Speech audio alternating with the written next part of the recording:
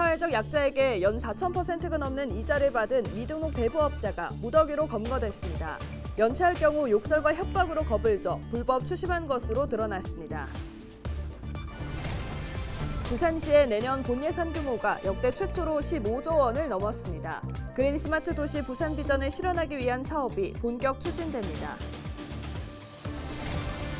부산교육청은 5조 6,654억 원 규모의 예산안을 시의회에 제출했습니다. 기초학력을 높이고 미래 사회에 본격 대비할 예정입니다. 부산시가 대중교통 혼잡도 안전관리 대책회의를 열고 일시적 혼잡도 상승이 예상되는 행사에 대한 대중교통 매뉴얼을 전면 재점검하기로 했습니다.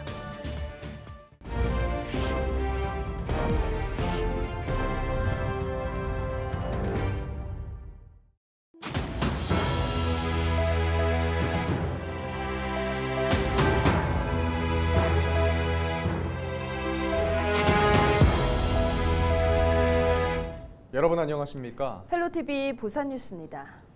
인터넷에서 대출이 필요한 사람을 모집해 소액 대출을 해주고 연 4,000%가 넘는 살인적인 이자를 받아 챙긴 불법 대부업자들이 무더기로 경찰에 검거됐습니다. 이들은 이자로 25억 원 상당의 수익을 챙긴 데 더해 채무자들의 정보를 팔아 돈을 벌기도 했습니다. 안수민 기자가 보도합니다. 한 가정집에 경찰이 들이닥칩니다. 모여있는 남성들은 불법 대부업자들. 이들은 인터넷으로 대출 신청자를 모집한 뒤 소액 대출을 해주고 연 4,000%에서 많게는 12,000%의 살인적인 이자를 받아 챙겼습니다.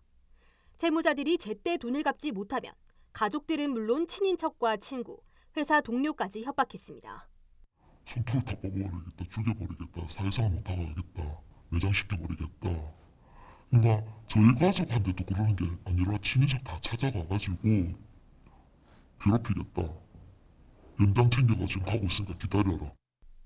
채무자에게 나체 사진을 받아 돈을 갚지 않으면 유포하겠다고 협박하기도 했습니다. 또 돈을 갚지 못한 채무자의 차량을 허락 없이 판매하기도 했습니다. 피해를 입은 사람은 3천여 명입니다.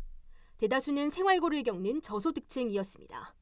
신용불량자들이라든지 사회초년생, 대부분 이런 사람들이 급하게 소액 10만 원 정도의 소액이 필요한 그런 사람들이 고액의 이자를 내고 이용한 케이스가 많았습니다. 경찰이 이번에 적발한 대부업 조직은 모두 6곳. 이들이 지난해 1월부터 올해 10월까지 받아 챙긴 이자는 25억 상당에 이릅니다. 게다가 대부업을 하며 얻은 채무자의 정보를 수집해 이들의 신용정보를 검색할 수 있는 어플리케이션을 만들고 다른 대부업자에게 이용료를 받고 이 어플리케이션을 배포한 것으로 드러났습니다. 경찰은 대부업법 위반 등의 혐의로 66명을 검거하고 이 중 11명을 구속했습니다. 헬로티비 뉴스 안수민입니다.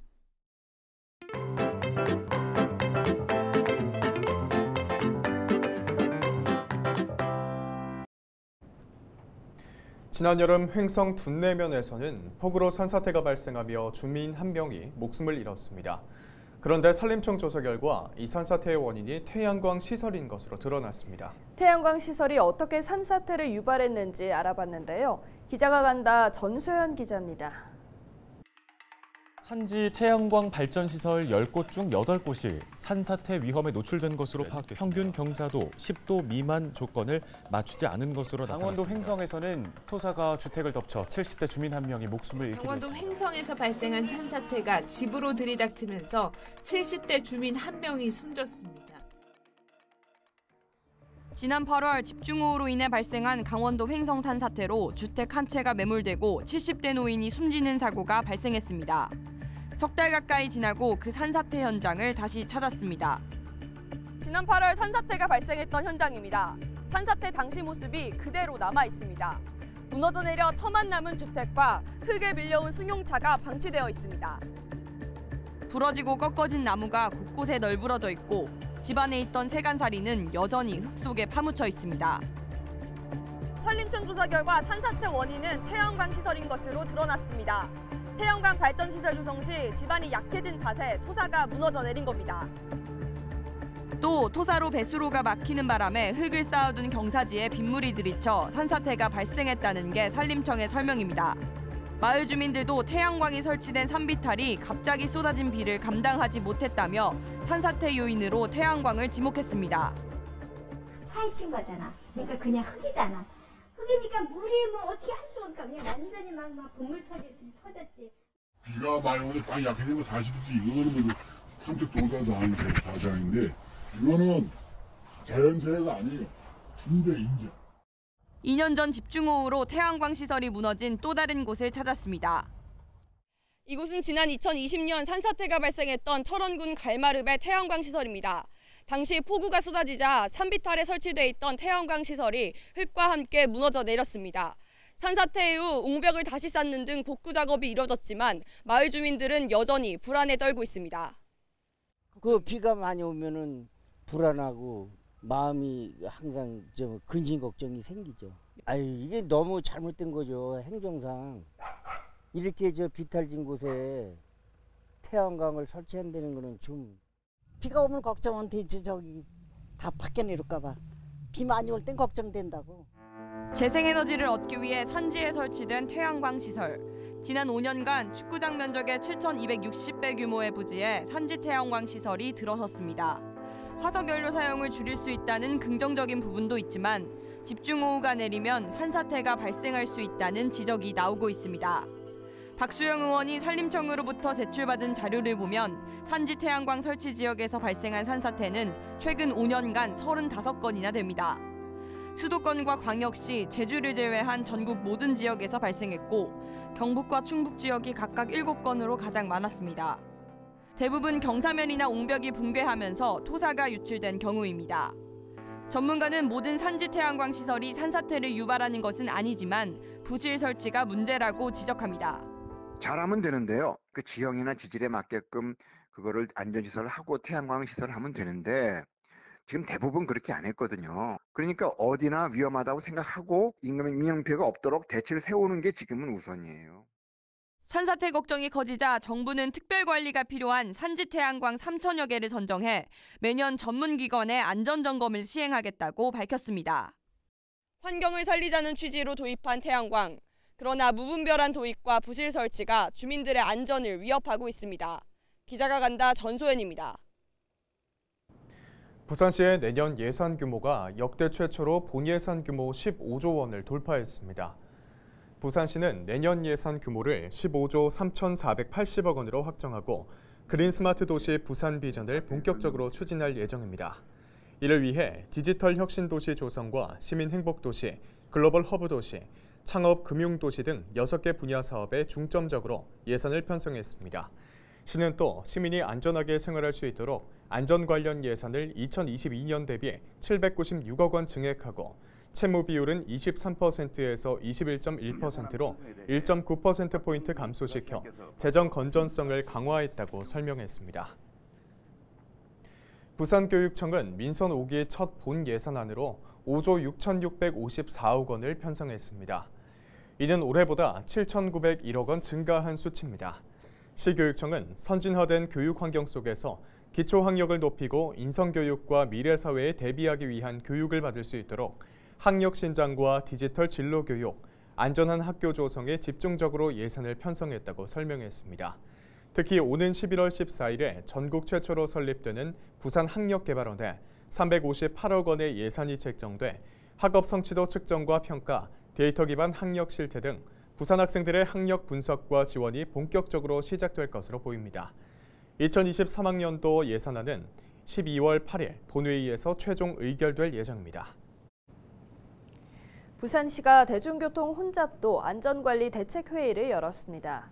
시는 시민들의 안전한 대중교통 이용을 위해 부산교통공사와 시내마을버스 운송사업조합 등 관계자가 참석해 안전 확보 추진 상황을 점검했습니다. 부산교통공사는 최근 BTS 공연과 같이 일시적으로 혼잡도 상승이 예상되는 행사에는 빈차를 추가로 투입하고 무정차 운행 등 혼잡도를 해소하고 운행 관제 현장 조치 매뉴얼을 전면 재점검하기로 했습니다.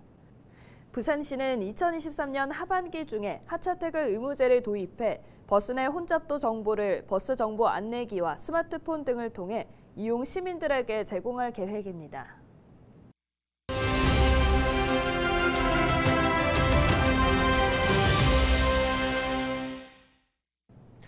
이태원 참사로 많은 이들이 심리적 고통을 호소하고 있습니다.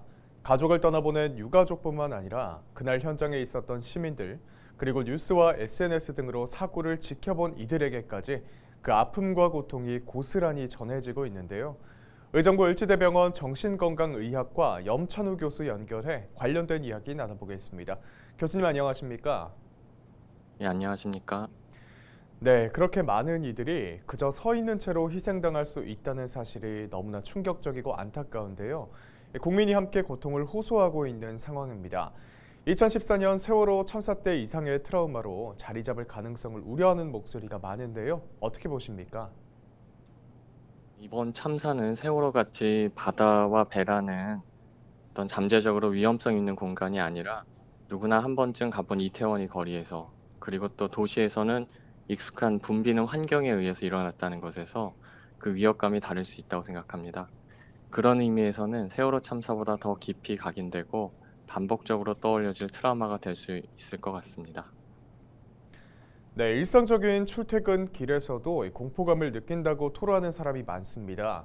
이른바 지옥철이라 불리는 곳에서, 또 만원버스에서 특히 공포를 느낀다고 하고, 또 사람이 많은 곳에 가면 가슴이 크게 뛰는 것을 느낀다고 하는 분들도 많이 늘었는데요. 정말 일상을 파고든 공포라고 볼 수 있을 것 같습니다. 이럴 때는 어떻게 대처하면 좋을까요? 트라우마의 경험은 지속적으로 안전함을 경험함으로써 극복될 수 있습니다. 두려움이 수용 가능한 정도라면 일상적인 생활을 유지하면서 불안이 느껴질 때 천천히 복식 호흡을 하면서 주의를 아랫배의 움직임으로 옮기거나 바닥에 닿아있는 발에서 느껴지는 감각으로 주의를 옮겨서 긴장을 낮추고 지금 이 순간 아무 일도 없이 안전하다는 것을 경험해야 합니다. 하지만 통제할 수 없는 두려움과 가슴 뛰는 증상 등을 느낀다면 정신건강의학과에 내원하여 진료받으시면 도움을 받으실 수 있습니다. 네, 특히 또 젊은 층에선 자신과 친구들의 일로 받아들이며 힘겨워하고 있는데요. 기쁜 일에도 마음껏 기뻐할 수 없을 만큼 마음도 위축되어 있는 상황입니다. 어떤 방법이 위로되고 또 힘이 될 수 있을까요? 내면에 있는 고통스러운 생각이나 감정이 정리되지 않으면 혼란과 두려움이 커질 수 있습니다. 개인이 겪는 어려움을 타인에게 말이나 글로 표현하면 스스로 내면의 생각이나 감정을 이해하고 정리하는 것에 도움이 될 수 있습니다. 네, 오늘 말씀 여기까지 듣겠습니다. 염찬우 의정부 을지대병원 정신건강의학과 교수와 함께했습니다.